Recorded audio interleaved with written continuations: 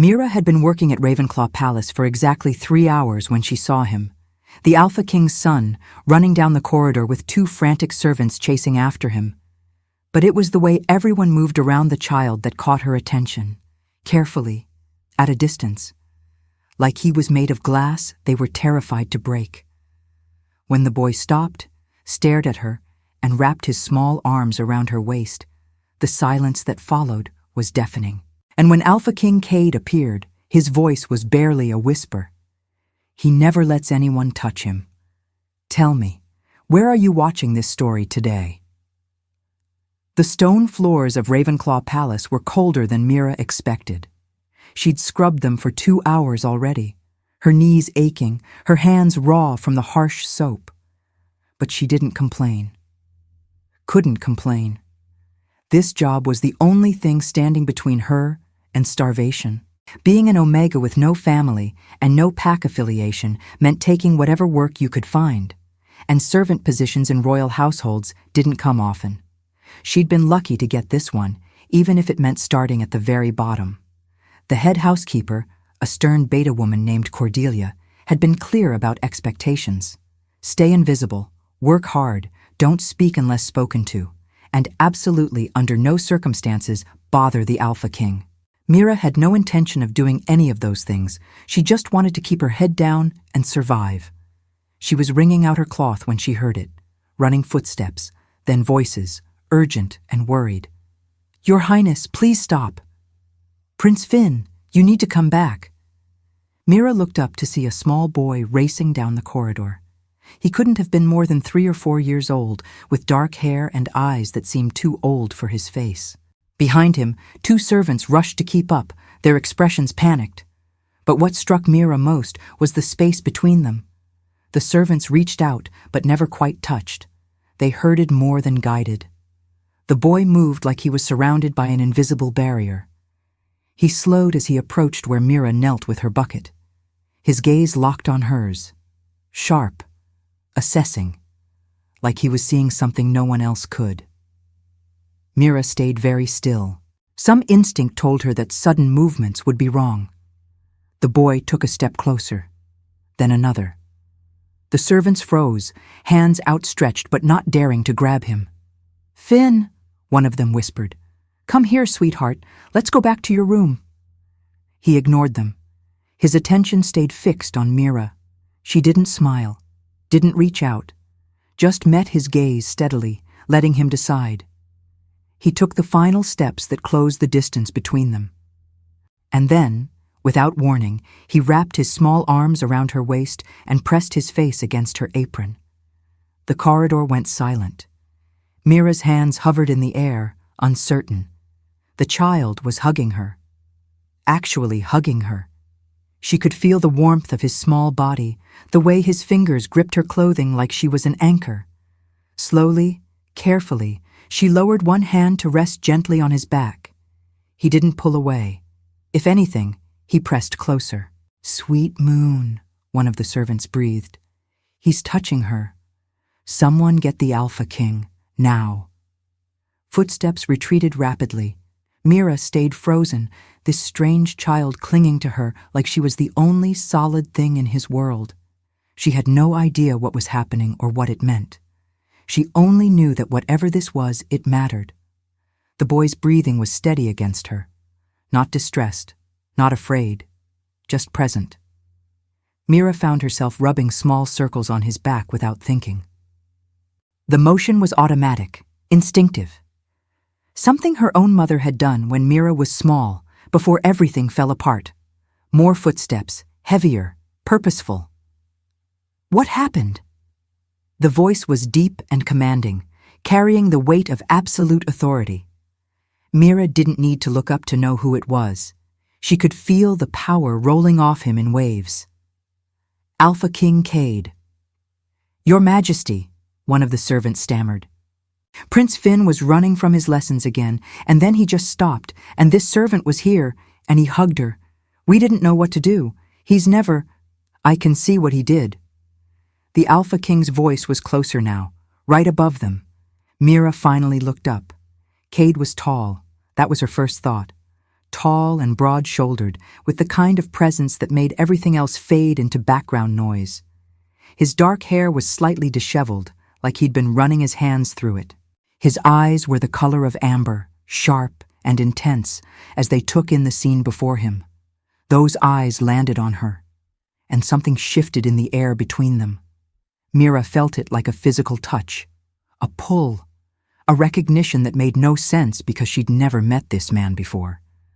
Her wolf, usually quiet in her chest, stirred, interested, alert. Cade's expression didn't change, but his jaw tightened slightly. He'd felt it too, whatever this was. He never lets anyone touch him, Cade said, and his voice was softer now, almost wondering. Not the servants, not the healers, not even me. Finn made a small sound against Mira's apron but didn't let go. I didn't do anything, Mira said quietly. He came to me. I can see that. Cade crouched down, bringing himself to eye level with his son. His movements were careful. Finn, you're making a new friend? The boy turned his head just enough to look at his father. He didn't release his grip on Mira, but his expression softened slightly. Cade's gaze moved back to Mira. What's your name? Mira, Your Majesty. How long have you been working here? 3 hours. Something that might have been amusement flickered across his face. 3 hours, and my son trusts you more than people who've been here for years. He stood, making a decision. Cordelia. The head housekeeper appeared almost instantly, her face pale as she took in the scene. Your Majesty? Mira will be reassigned. Starting immediately, she's responsible for Finn's care. But, Your Majesty, she's not trained for... She's the first person he's willingly touched in over a year. I'd say that makes her more qualified than anyone. Cade's tone left no room for argument. See that she has appropriate quarters near Finn's rooms, and someone bring me a full report on her background. Yes, Your Majesty. The child still held on to her, and that seemed to be the only qualification that mattered. Can you walk with him? Cade asked. Back to his chambers? Mira looked down at Finn. Would you like that? To show me your room? The boy's grip loosened slightly. He took her hand instead, small fingers wrapping around hers with surprising strength. They walked through the palace, Finn leading with Mira's hand in his. The servants stared openly. Finn's chambers were large, but felt empty despite the toys and books. Finn pulled Mira toward a corner where cushions were piled in a makeshift nest. He sat down and looked at her expectantly. She sat beside him. He immediately leaned against her side, making himself comfortable, like this was the most natural thing in the world. He's never done that with anyone else, Cade said from the doorway. His expression was unreadable. Not since his mother died. Mira's hand stilled on Finn's shoulder. I'm sorry. It was during childbirth. Complications. We lost both her and the baby. Cade's voice was flat, emotionless. The words of someone who'd told this story too many times. Finn was there. He saw things a child should never see. After that, he stopped letting people touch him, stopped talking much. The healers said it was trauma, that he'd come out of it eventually. But he hasn't. Not until now. Cade's gaze was heavy on her. What did you do? Nothing. I just stayed still and let him choose. That simple? Sometimes that's all people need, the choice. Something shifted in Cade's expression, softened. You're not what I expected. Before Mira could ask what he meant by that, Finn spoke. His voice was small, barely above a whisper. Smells nice. Both adults went still. Mira looked down at the boy. What smells nice, sweetheart? Finn pointed at her. You. Smell like flowers and rain. He hasn't spoken unprompted in months, Cade said, and there was something raw in his voice now. Hope, maybe, or fear of hoping. What you're doing, whatever this is, don't stop. Mira met his eyes across the room. That pull was still there, stronger now. Her wolf was practically pacing in her chest, drawn to this male in a way that terrified her. She was a servant. He was a king. This feeling, whatever it was, could only lead to pain. But when she looked at Finn, curled trustingly against her side, she knew she couldn't walk away, even if she wanted to. "I won't," she promised. "I'll take care of him. Thank you." The words were simple, but the weight behind them was enormous. Cade left them alone after that. Finn showed her his favorite toys, his voice growing stronger with each word. He told her about his lessons, about the teacher who talked too loudly and made him want to hide, about how sometimes he dreamed about his mama and woke up crying, and nobody knew how to make it better.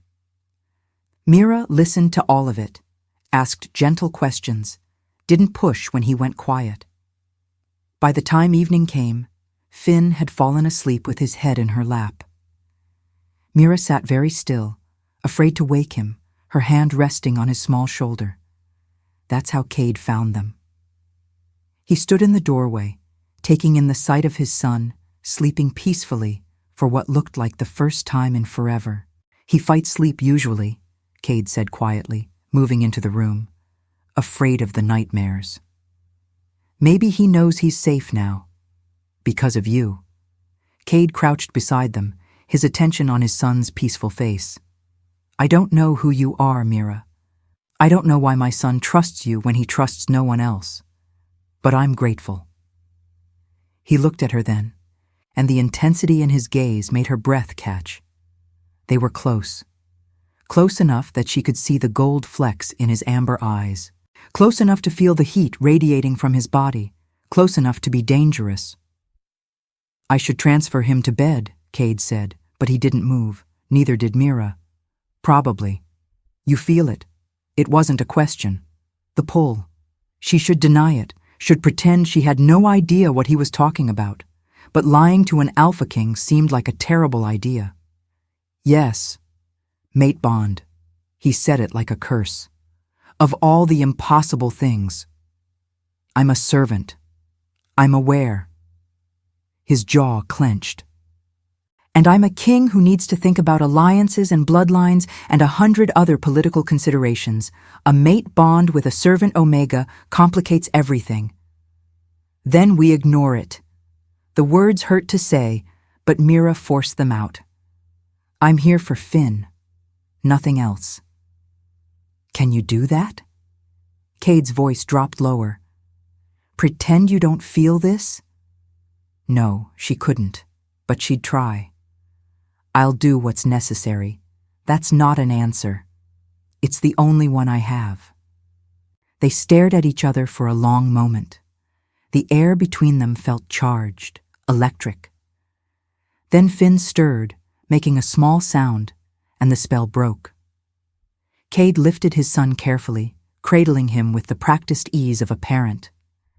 Finn didn't wake, just curled into his father's chest with a contentment Mira suspected was rare. "Your quarters are next door," Cade said, his voice back to being neutral, professional. "If he wakes, come immediately." "Of course, Your Majesty." "Cade." He paused at the doorway. "When we're alone, you can call me Cade." He left before she could respond.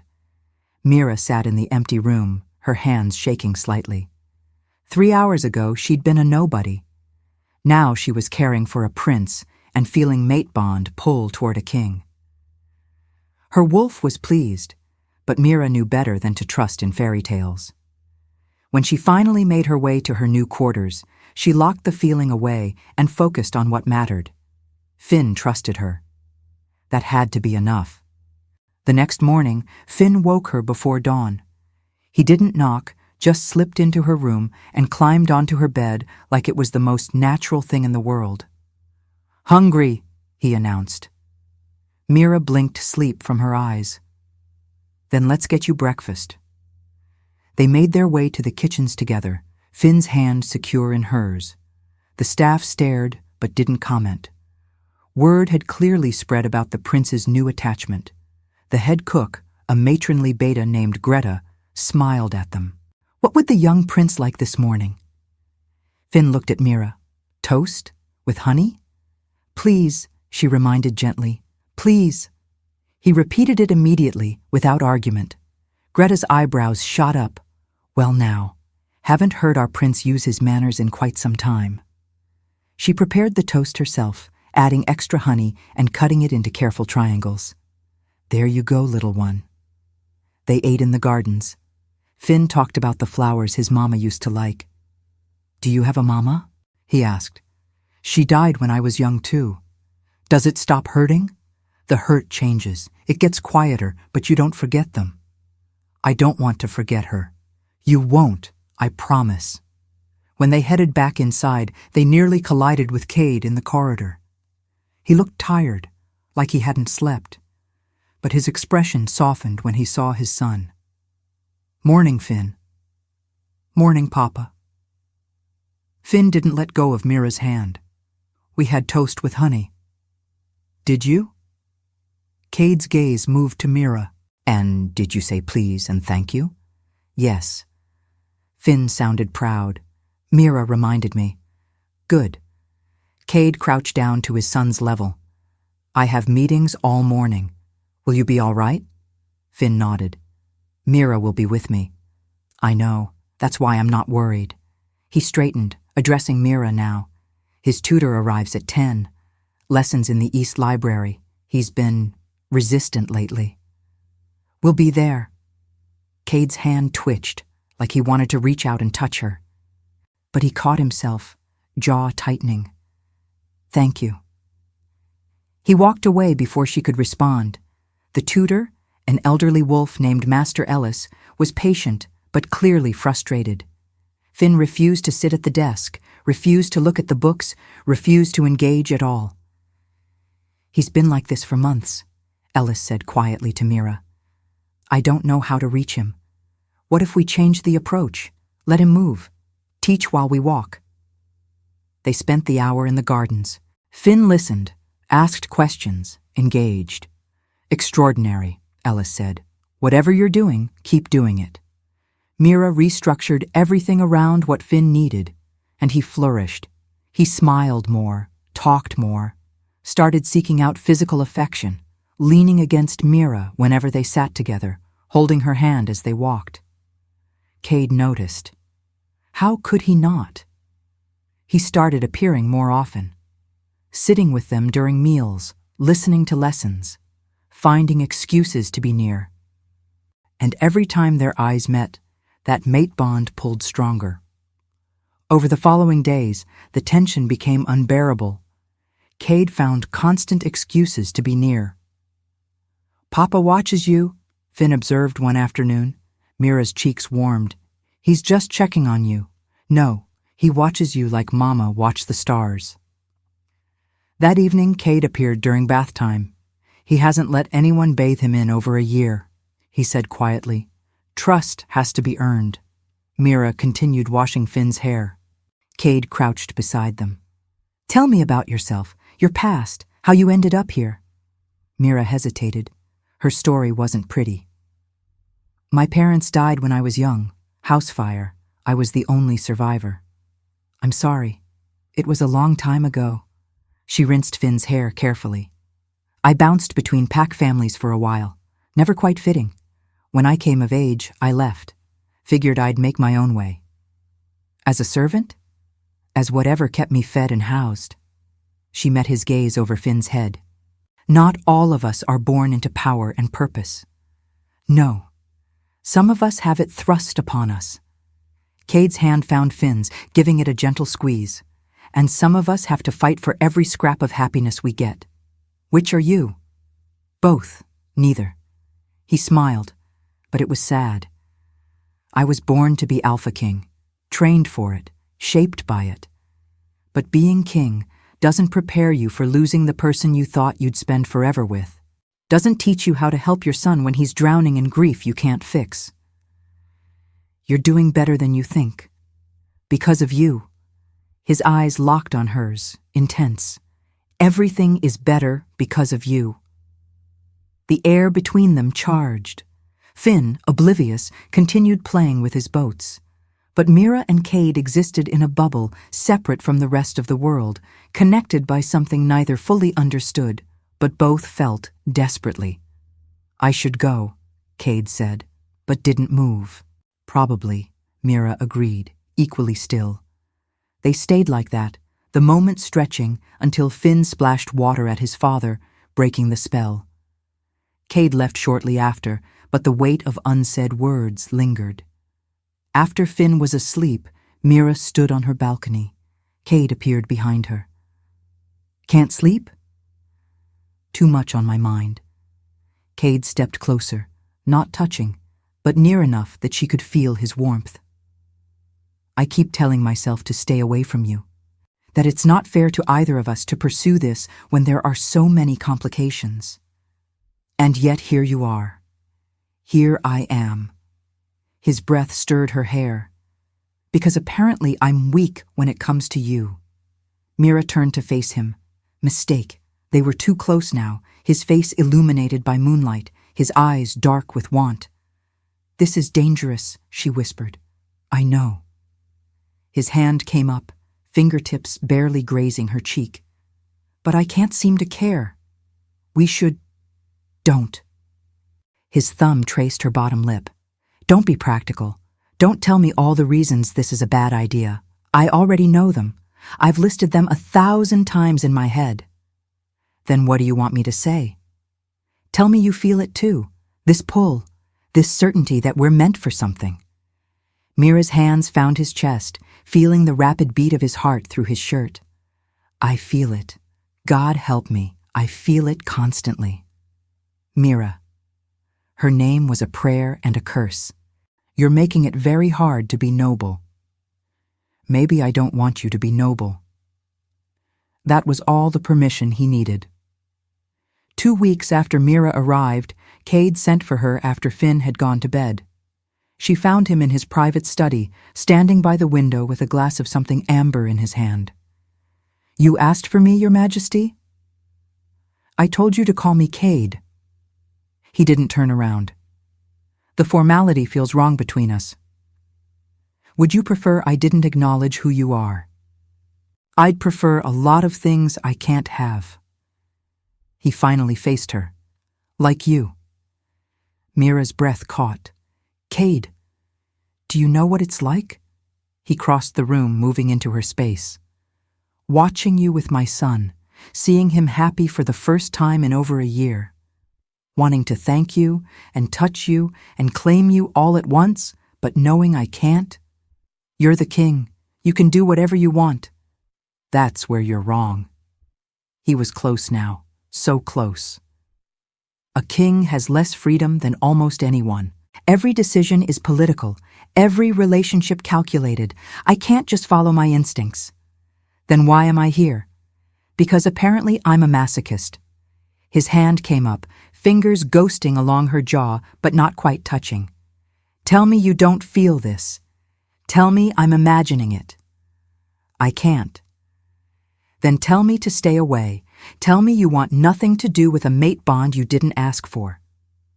Mira looked up at him, at this powerful male who was looking at her like she was water, and he was dying of thirst. She should tell him to stay away, should protect them both from the inevitable heartbreak.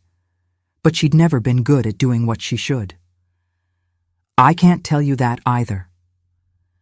Something in Cade's expression cracked. He closed the final distance between them, his hand cupping her face properly now. His thumb traced her cheekbone with devastating gentleness. "This is a mistake," he said. "Probably. It'll complicate everything. I know. I don't care." And then he was kissing her. The world narrowed to that point of contact. His lips on hers, firm and sure. His other hand sliding to her waist, pulling her against him, the taste of whiskey on his tongue when he deepened the kiss. Mira's hands found his chest, feeling the solid muscle beneath his shirt. Her wolf sang, pleased and possessive. This was right. This was theirs. Cade walked her backward until her back hit the wall. He pressed against her, letting her feel every hard plane of his body. His mouth moved to her throat, teeth grazing the sensitive skin there. "I want to mark you," he growled. "Want everyone to know you're mine." "We can't." The words were breathless. "Your pack. Fuck the pack." His hands roamed her sides, pulling her impossibly closer. "You're my mate. That's all that matters." But even as he said it, they both knew it wasn't true. Reality existed beyond this moment, beyond this room. Cade pulled back, breathing hard. "I'm sorry. I shouldn't have—" "Don't." Mira touched his face, making him look at her. "Don't apologize for something we both wanted. It doesn't change anything. I'm still king. You're still a servant, I know." She forced herself to step away, putting necessary distance between them. "But I'm also your son's caregiver. That has to come first." "You're right." Cade ran a hand through his hair, looking frustrated. "Finn needs stability, not his father losing his mind over a mate bond he can't act on." "Then we don't act on it." The words hurt, but Mira said them anyway. "We put Finn first. Everything else is secondary." Cade stared at her for a long moment. "You're stronger than I am." "I've had to be." He nodded slowly. "Get some sleep, Mira. Tomorrow will be easier." It was a dismissal, gentle but clear. Mira left before she could do something stupid like kiss him again. But tomorrow wasn't easier. Neither was the day after that, or the week after that. Cade kept his distance during the day, professional, proper. But at night, he'd find reasons to see her. Checking on Finn became an excuse to linger in doorways, his eyes saying everything his mouth couldn't. And Mira was only human, or wolf, whatever. They stole moments. A kiss in an empty corridor. His hand on her waist during a supposedly chance encounter. Heated looks across crowded rooms. It was torture. Sweet, exquisite torture. Finn, oblivious to the tension between the adults in his life, continued to thrive. He started playing with other children, laughing, hugging his father goodnight. "You did this," Cade said one evening, watching Finn sleep. They stood side by side, careful not to touch. "Brought him back to me." He was always there. He just needed someone to meet him where he was. "You make it sound simple." It is simple. Love isn't complicated. People make it complicated. Cade turned to look at her. "Is that what this is? Love?" Mira's heart hammered in her chest. "I don't know what this is, but I know I care about him, about both of you." Mira. Her name was a plea, a question. She should leave, put space between them before they did something they couldn't take back. Instead, she moved closer.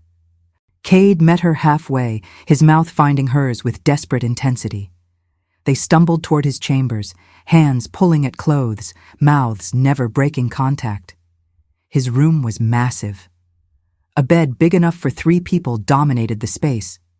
They made it to the edge before Cade stopped, pulling back to look at her. "If we do this—" "I know." Mira touched his face. "I know what it means.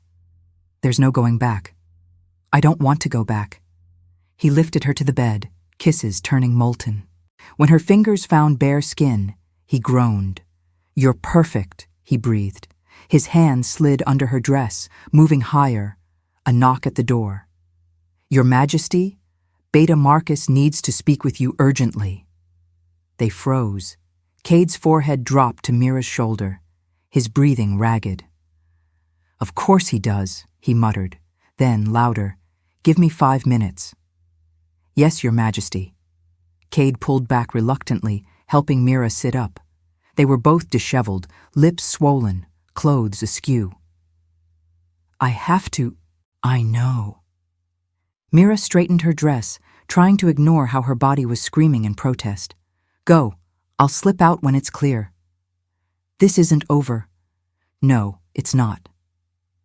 But later that night, lying alone in her bed, Mira wondered if maybe it should be. They were playing with fire. Eventually, someone was going to get burned. She just didn't know it would be so soon. The next morning, Beta Marcus cornered her. "Let me be direct," he said. "The king is infatuated with you. That infatuation is causing problems." Mira kept her expression neutral. "I'm not sure what you mean." "Don't play stupid. It doesn't suit you." He turned to face her fully.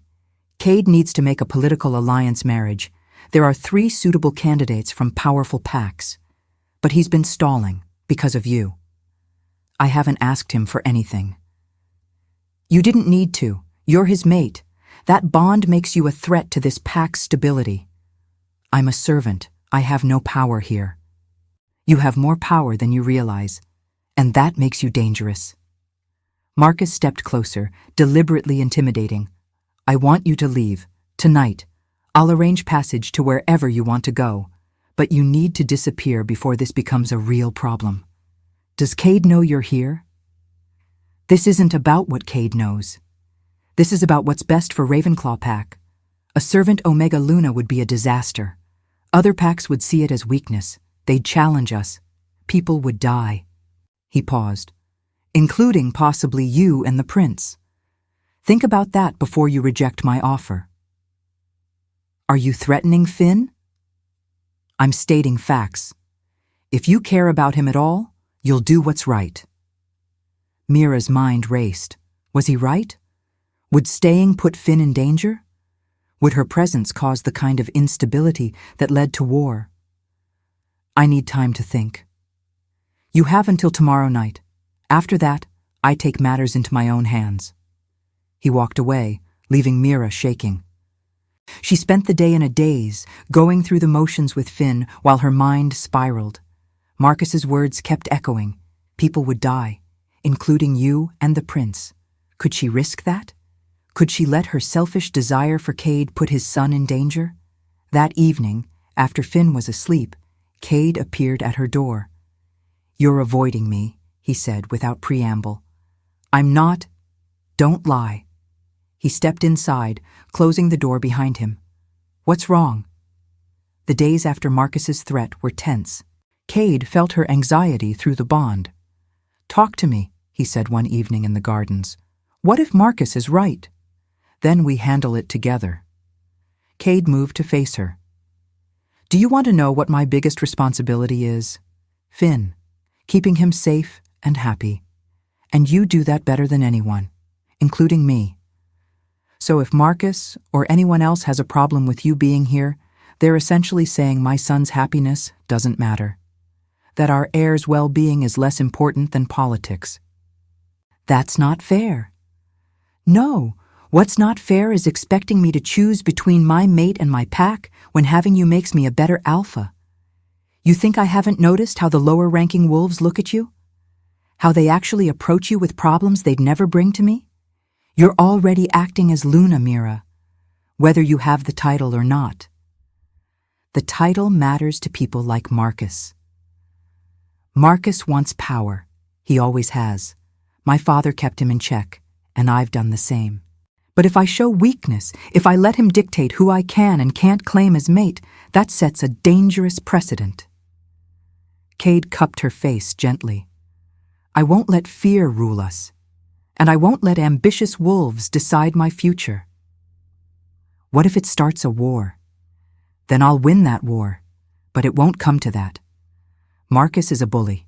Bullies back down when confronted." Mira wanted to believe him, but she'd seen too much cruelty in her life to be optimistic about human or wolf nature. That night, she couldn't sleep. The guest quarters felt too small, too empty. She found herself wandering the palace halls, lost in thought. She didn't mean to end up outside Cade's chambers, but somehow her feet carried her there anyway. The door opened before she could knock. "I felt you," Cade said simply. "Through the bond, felt your restlessness." "I'm sorry, I didn't mean to wake you." "You didn't." He stepped aside, gesturing her in. "I couldn't sleep either." A portrait of a beautiful woman hung on the wall, Marin. She was lovely. She was. I loved her, though not like I love you. Before she died, she made me promise I'd find happiness again, for Finn's sake. She sounds wise. And she'd like you, would be grateful you're here. Their son. The words hit Mira hard. I'm scared, she admitted quietly, of how much I already love him, of how much I love you. Because if I have to leave, you won't. I won't let that happen. You might not have a choice. There's always a choice, and I choose you. Every time, without hesitation, I choose you. The certainty in his voice broke something inside her. She turned to him, pressing her face against his chest, and let herself cry, for the fear, for the hope, for the impossible situation they found themselves in. Cade held her through it, his arms solid and sure around her. When the tears finally stopped, he guided her to the bed, pulling her down beside him. Stay, he murmured. Let me hold you tonight. Nothing more, just let me hold you. So she did, and surrounded by his warmth, his scent, the steady beat of his heart, Mira finally slept. She woke to Finn patting her face. Mira, you're in Papa's bed. Cade stirred awake. Finn, what? Why is Mira here? We care about each other very much, Mira said. Is that okay? Finn considered this. Like Mama and Papa? Yes. Good. I like when you're both happy. He flopped between them. You smell like sunshine now, so you should stay together. They spent the morning together, the three of them. Made breakfast in the royal kitchens, much to the staff's surprise, played in the gardens, read stories in the library. It felt like family, felt like home. And that's when Marcus made his move. He appeared in the library doorway, flanked by two other council members. Your Majesty, we need to speak with you, privately. Anything you need to say can be said in front of Mira. I'm afraid that's not appropriate. This concerns pack business. Cade's expression hardened. Then say what you've come to say. Marcus's gaze flicked to Finn, who was playing quietly with his toys in the corner. Perhaps the young prince should be elsewhere for this conversation. No. Finn surprised everyone by speaking up. I want to stay with Mira and Papa. Finn, Marcus started. I said no. The boy's voice was firm. You're mean. You make Papa sad. I don't like you. Silence fell over the room. Marcus's face flushed with anger. Your Majesty, you need to control your son. My son is expressing an opinion, one I happen to agree with. Cade stood, moving to stand between Marcus and his family. You have 30 seconds to state your business before I have you removed from my presence. Fine. Marcus straightened.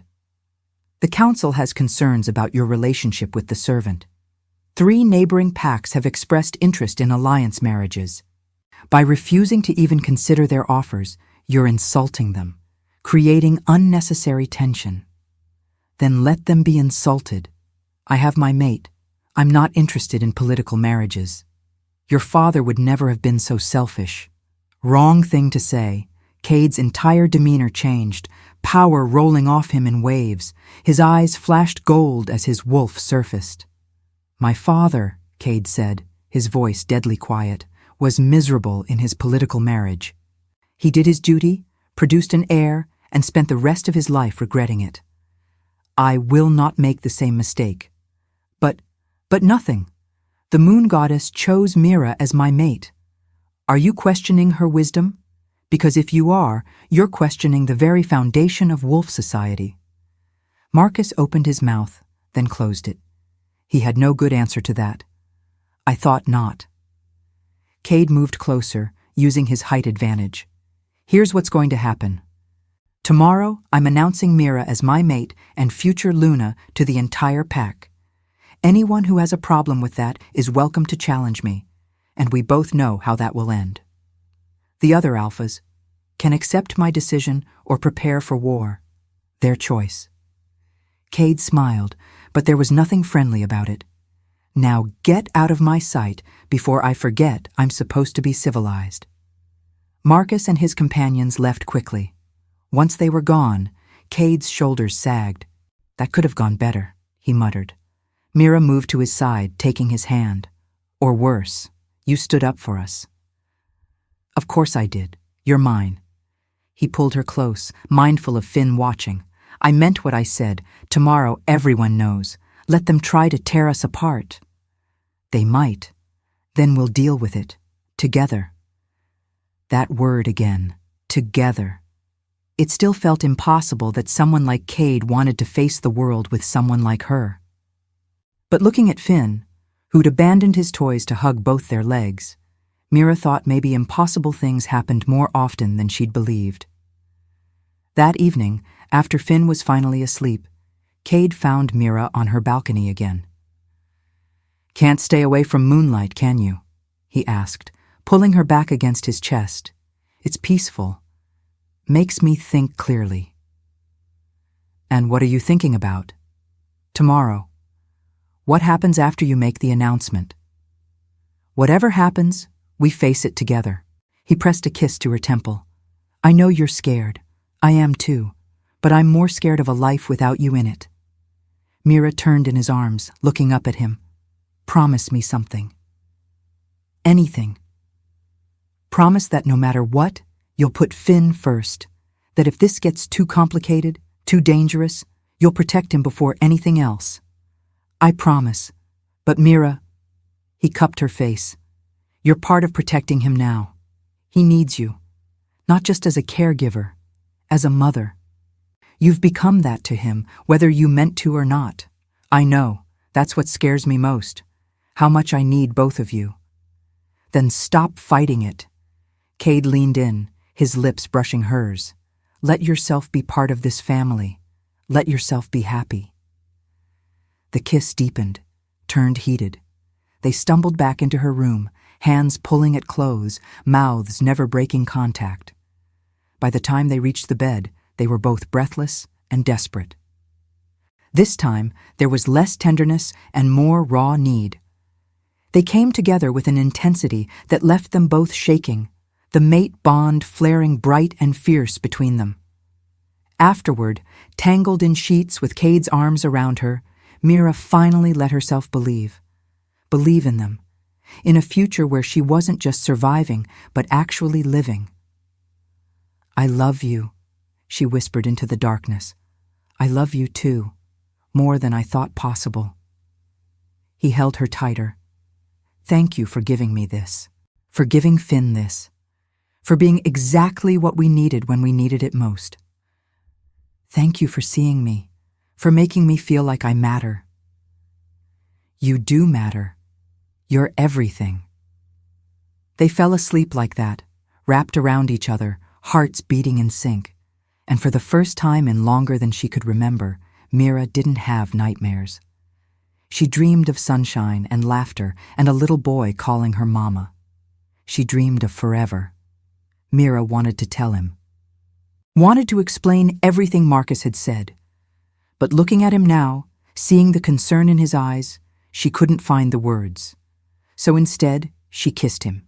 It was desperate and needy and probably a terrible idea. But if this was her last night with him, she wanted it to mean something. Cade responded immediately, hands framing her face, kissing her back with equal desperation. "Mira, don't talk. Please, just—" She pulled at his shirt. "I need you." Something in her tone must have gotten through because he stopped asking questions.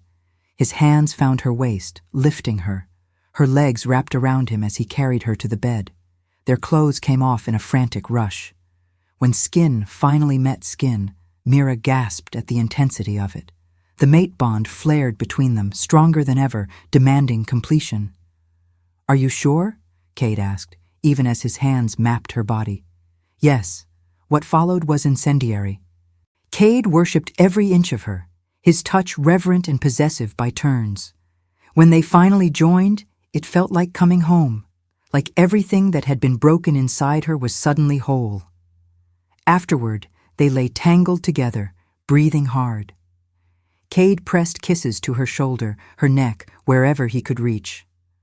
"I love you," he said quietly. "I know it's fast. I know it's complicated. But I love you." Tears burned Mira's eyes. "I love you too. Then stay. Be my mate, my Luna. Fuck what anyone else thinks." And oh, how she wanted to say yes. But Marcus's words haunted her. Cade, I need to tell you something. Whatever it is, we'll figure it out.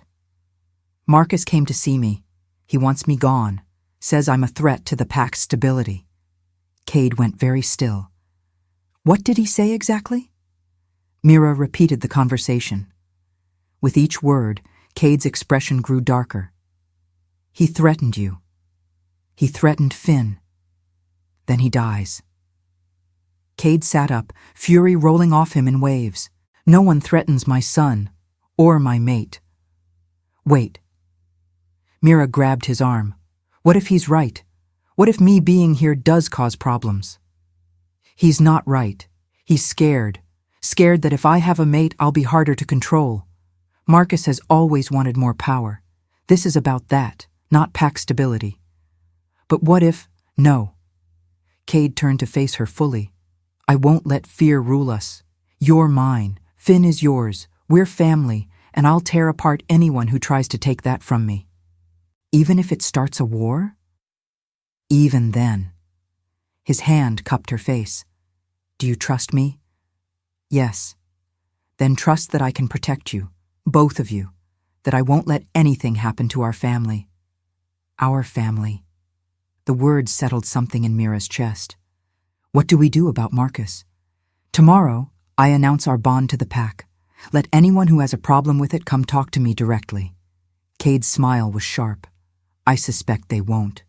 His mouth moved down her throat, teeth scraping gently over her pulse point. Mira's head fell back, giving him better access, her hands fisting in his hair. I've thought about this, Cade murmured against her skin. Every night since you arrived, wondered how you'd taste, how you'd feel. And, the word came out breathless, better than anything I imagined. He pulled back to look at her, his eyes dark with desire. You're so beautiful, it hurts to look at you sometimes. Cade. No? Let me say this. His hands framed her face, thumb brushing her cheekbone. You came into my life when everything was dark, when I'd convinced myself I'd never feel anything but grief and responsibility again. And then there you were, making my son laugh, bringing light back into these halls. Tears pricked Mira's eyes. You're giving me too much credit. I'm not giving you enough. He kissed her softly, tenderly, so different from the desperate passion of moments before. You saved us, Mira.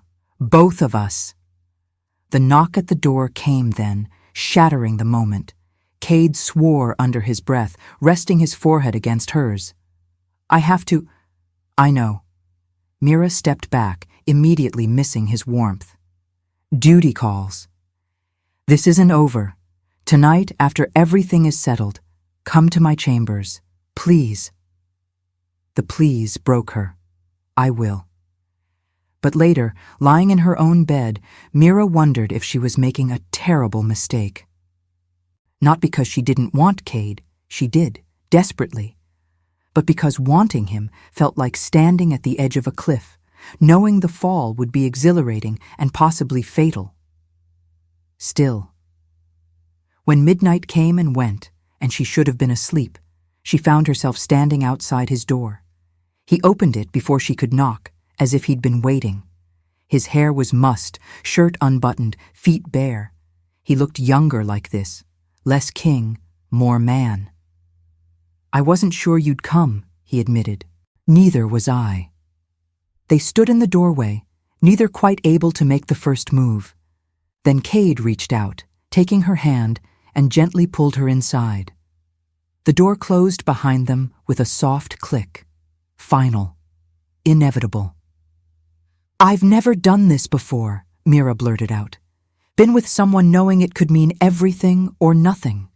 Not knowing where we're going or if we're even allowed to go there. Then we figure it out together. Cade pulled her close, wrapping his arms around her. No expectations, no promises we can't keep, just this moment, right now, with you and me.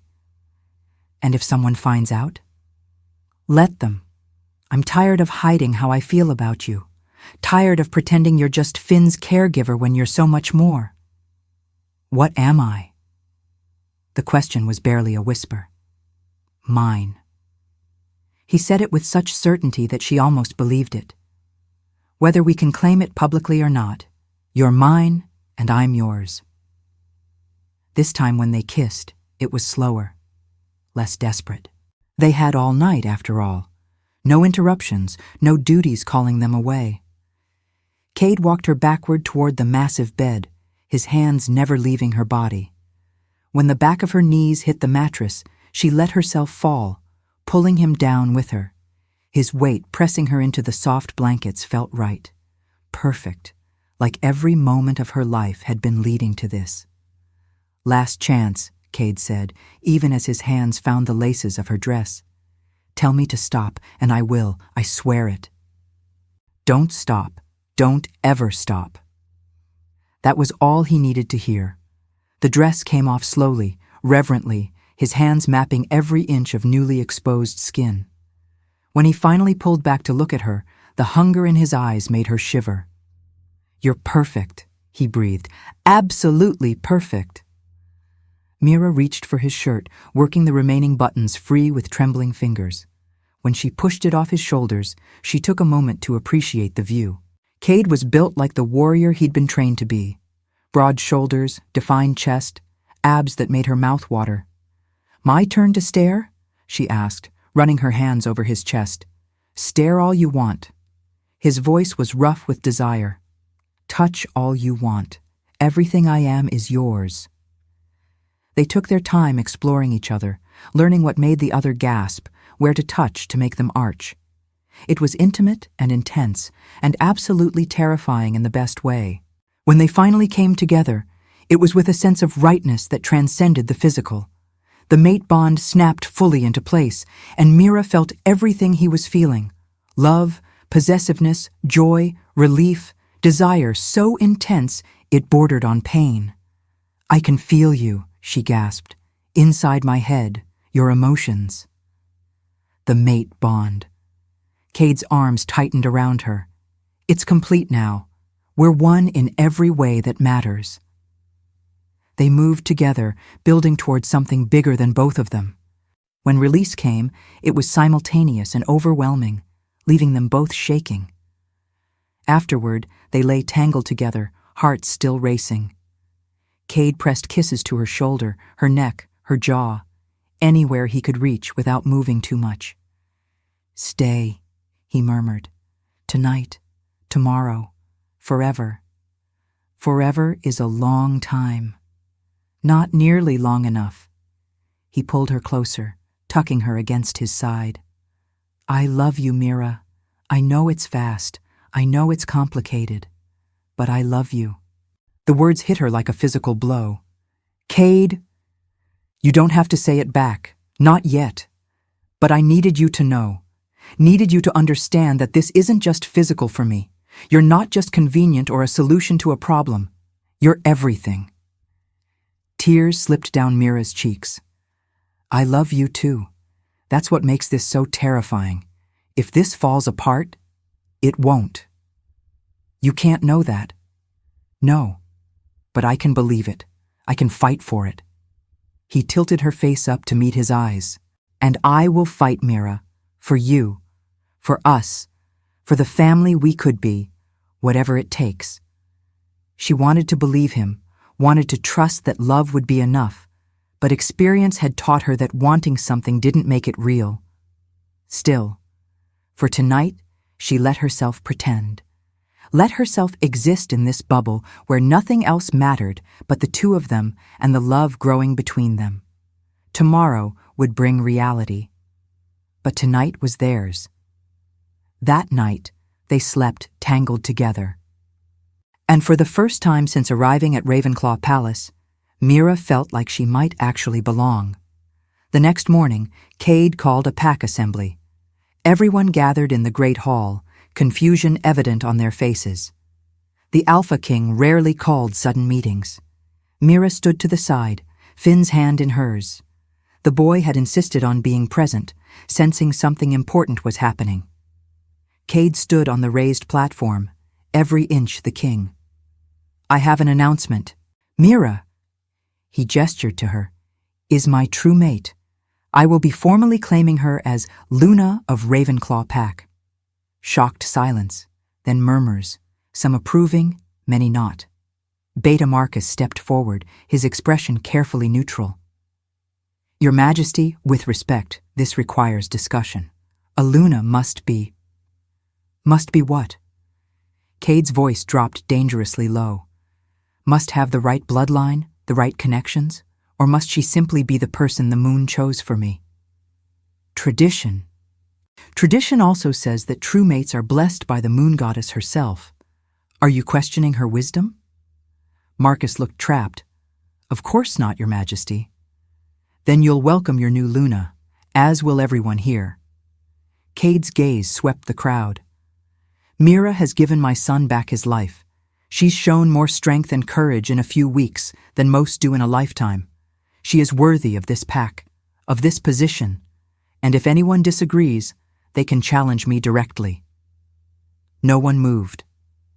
Challenging an Alpha King was essentially suicide. Good. Cade stepped down from the platform, crossing directly to Mira. In front of everyone, he kissed her. Mine. Yours, she agreed softly. Finn tugged on her dress. When she looked down, he was smiling. Does this mean you're my mama now? Mira's throat tightened. Would you like that? Yes. He said it with absolute certainty. Then he hugged her, right there in front of the entire pack. And just like that, the tension broke. If the young prince accepted her, how could they not? The crowd shifted, uncertain. An older Omega stepped forward, her voice shaking slightly. Your Majesty, if I may speak? Cade nodded. Of course, Alara. I've served this pack for 40 years, seen 3 alphas rule, and I've never seen one show the courage you're showing now. She looked at Mira. True mates are a blessing. The fact that you found yours after such loss, that's the moon goddess showing her favor. Anyone who can't see that is blind. Another voice joined in, then another. Not everyone was supportive, but enough were. And when Beta Marcus tried to argue further, he found himself increasingly isolated. The decision is made, Cade announced with finality. Mira is my chosen mate. She will be Luna of Ravenclaw Pack, and anyone who cannot accept that can leave. I won't force wolves to stay in a pack they disagree with. No one left. Even Marcus, for all his bluster, remained. Because challenging an Alpha King over his mate choice was essentially suicide, and he knew it. The formal ceremony was scheduled for the following week, giving the pack time to adjust. But in all the ways that mattered, Mira was already theirs, already home. The crowd began to disperse, some still grumbling but most accepting. Beta Marcus remained, his expression sour. You've made a mistake, he said quietly. No. Cade's arm wrapped around Mira's waist. I've finally done something right. If you can't support that, there's the door. Marcus left without another word. The formal claiming ceremony was held that evening. It was smaller than traditional Luna ceremonies, just the inner circle and elders. But it felt right. Cade marked her in front of witnesses, his teeth claiming the junction of her neck and shoulder. The bond snapped fully into place, and Mira felt his emotions flood through her. Love, possessiveness, joy, relief. When it was done, Finn climbed into her lap and declared, "Now we're really a family." And they were. Months passed. Mira settled into her role as Luna. Finn flourished, affectionate and happy. And Cade was truly happy for the first time since Marin died. One evening, Finn asked about his mother. I still miss her. Is that okay? You can love her and love me. There's room for both. Mama Marin gave me life, but you gave me life back. After he slept, Cade pulled Mira close. He's right. You gave us both life back. They stood watching him sleep, this family they'd built from broken pieces. Sometimes the most powerful connections were the ones that broke all the rules. Sometimes family wasn't about blood or status or tradition. Sometimes it was simply about who chose to stay. and they had all chosen each other. Subscribe to hear more stories about Ravenclaw Pack and the servant who became Luna. Ring the bell so you never miss an upload. And join our membership for exclusive behind-the-scenes content and early access to new stories. Tell me in the comments, what's your favorite part of Mira and Cade's story, and where are you watching from today? Until next time, may you find the connections that break all the rules in the best possible way.